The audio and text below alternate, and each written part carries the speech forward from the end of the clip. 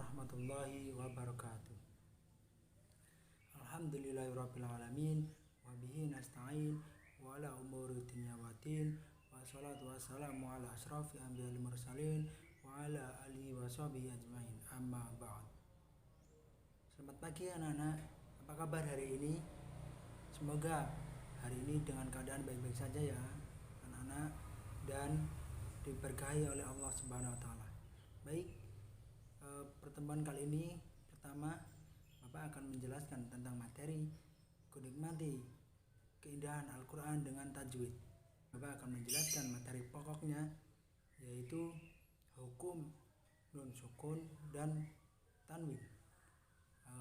Anak-anak pernah melakukan pengajaran sebelum di MTS, pernah mengajari hukum nun sukun dan tanwin?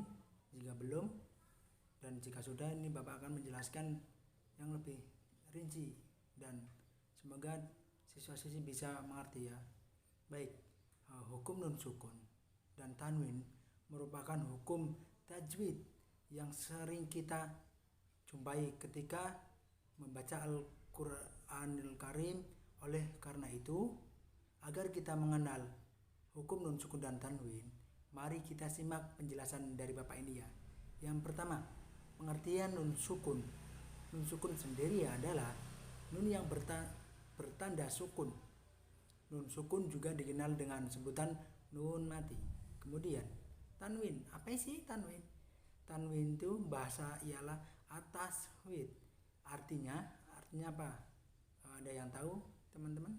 Artinya suara seperti kicauan burung. Nah, mari kita bahas satu persatu cara membaca nun sukun dan tanwin ketika bertemu dengan huruf hijaiyah.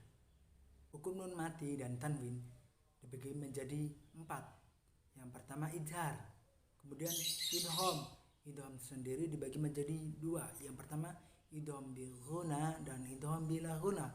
Kemudian yang ketiga iqlab, dan yang terakhir keempat ikhfa hakiki. Baik, Bapak akan menjelaskan idhar. Idhar halki tersendiri yaitu menurut bahasa adalah nampak, jelas dan terang. Maksudnya adalah bunyi nun mati atau tanwin jelas tanpa berdengung sedikit pun. Jadi siswa-siswi ketika membaca ada bacaan hukum idhar halki itu dibaca jelas dan terang. Baik, idhar halki mempunyai huruf hijaiyah 6. Yang pertama hamzah atau alif, ha, kha, ain, ghain, dan ha. Ingat ya siswa-siswi, teman-teman, ada 6 huruf hijaiyah.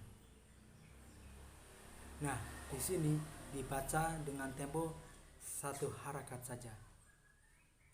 Baik, selanjutnya Bapak akan mencontohkan contoh bacaan idhar halki. Yang pertama ada bun alimun, di mana dematan min un bertemu alif. Di sini alifnya itu idhar halki. Kemudian jurufin harin, di mana kasar tanwin in bertemu ha. Nah, di sini ha, huruf hijaiyah itu termasuk ke dalam idhar halki. Kemudian alimun hakimun, di mana dematan min un bertemu ha. Ha tersendiri itu terdalam golongan idhar halki. Ingat siswa-siswi, dibaca harus jelas, jangan sampai berdengung. Contoh ini yang salah ya, yang banyak salah dari siswa-siswi. Alimun hakim itu salah. Karena apa? Dematan min un bertemu ha. Di sini ha itu harus jelas karena idhar halki. Kemudian yaumin adim. Nah, ingat ada apa ini? Ada kasar tanwin in bertemu a.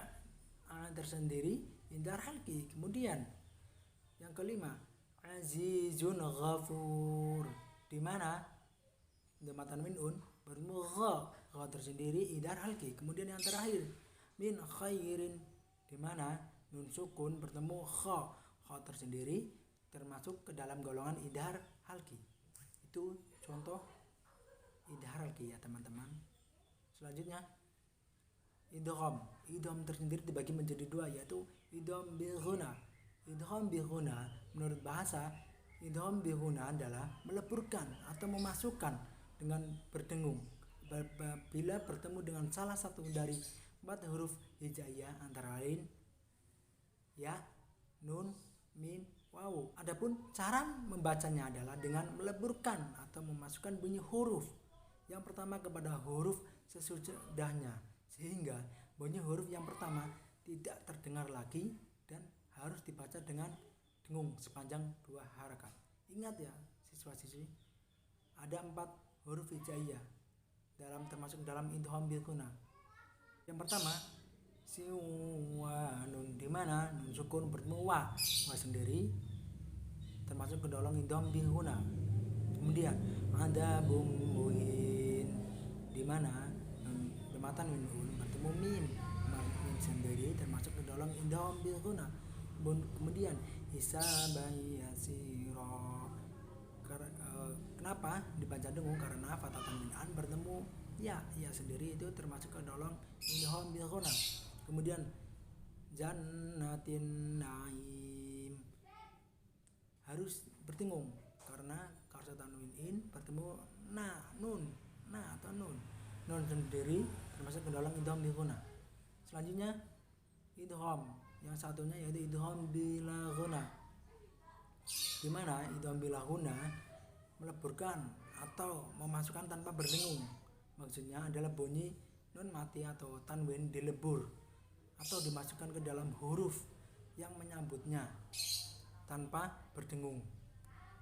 Apabila bertemu salah satu huruf hijaiyah yaitu lam dan ro adalah dan meleburkan atau memasukkan bunyi huruf yang pertama kepada huruf sesudahnya, sehingga bunyi huruf yang pertama tidak terdengar lagi, tapi tidak boleh dibaca dengung. Jadi jelas ya, harus dibaca jelas. Contohnya ini Ghafurur Rahim. Kemudian milladun, di mana nun sukun bertemu lam sendiri idgham bila ghunna. Kemudian aduwwul lak, di mana matan nun bertemu lam sendiri idgham bila ghunna. Kemudian mir rabbi, di mana nun sukun bertemu ro sendiri itu termasuk ke dalam idgham bila ghunna. Kemudian yang ketiga iklab tersendiri menurut bahasa ialah menurunkan atau merubah. Maksudnya adalah merubah bunyi nun mati atau tanwin menjadi bunyi huruf mim mati apabila disambut oleh huruf ba, dibaca dengan tempo 2 sampai 2,5 harakat atau ketukan. Yang dinamakan iklab adalah apabila ada nun mati dan tanwin bertemu dengan huruf ba, cara membacanya adalah mengganti suara nun sukun atau tanwin menjadi mim sukun dan disertai dengan dengung selama 2 harakat. Contohnya lagi ini teman-teman, mim ba'du, di mana nun sukun bertemu ba sendiri itu termasuk ke dalam iklab. Kemudian sami'um basir, di mana matan nun bertemu ba sendiri termasuk ke dalam bacaan iklab. Kemudian layum badan, di mana nun sukun bertemu ba. Nah jelas ya anak-anak contoh bacaan iklab. Kemudian yang terakhir yaitu ikhfa hakiki. Apa sih ikhfa hakiki? Ikhfa hakiki menurut bahasa artinya samar-samar. Menurut istilah artinya jika terdapat nun mati atau tanwin bertemu dengan salah satu huruf ikhfa, huruf nun mati dibaca samar-samar.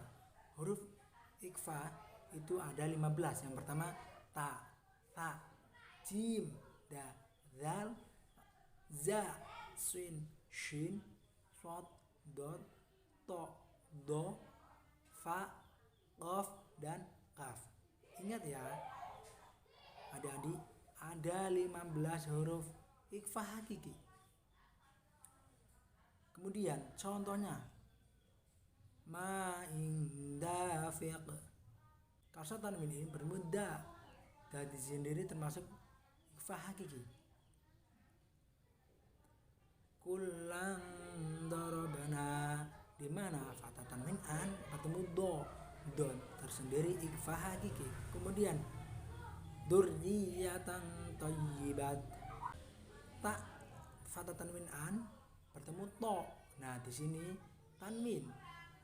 Jadi ini ikhfa hakiki. Kemudian min syai, sukun bertemu sya. Selanjutnya fa in ja'uk, nun sukun bertemu ja.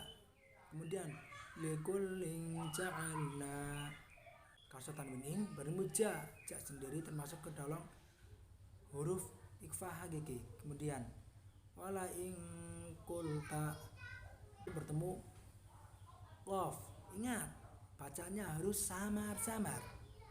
Selanjutnya falang tamlik, ingat, nun sukun bertemu tak sendiri termasuk ke dalam ikhfa hakiki. Kemudian min dahabin, ingat, nun sukun bertemu za dan sendiri termasuk ke dalam ikhfa hakiki. Apakah siswa-siswi bisa memahami pembelajaran kali ini? Semoga bisa bermanfaat. Bapak sudah menerangkan hukum nun mati dan tanwin. Semoga pertemuan pertama kali ini bermanfaat ya. Kurang lebihnya mohon maaf. Akhirul kalam, wassalamualaikum warahmatullahi wabarakatuh.